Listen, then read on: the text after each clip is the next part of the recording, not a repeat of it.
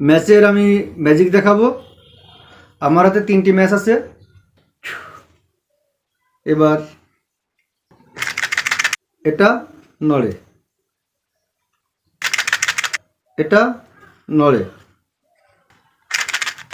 এটাও নড়ে, অর্থাৎ 3টে কাঠি আছে। ম্যাজিক দিয়ে কাঠিগুলো হাওয়া করে দেব। এবার দেখেন এটা নড়ে না, কাঠি নেই। এটা নড়ে না, মানে কাঠি নেই। এটা নড়ে না, কাঠি নেই। আপনাদেরকে আমি শিখিয়ে দিচ্ছি, জানার পর দেখবেন খুবই সহজ। এই যে যখন আপনি এই খালি ম্যাচটা নাড়াবেন তখন কিন্তু এটা নড়বে, আর বাম হাতে থাকবে না, বাম হাতে নড়বে না।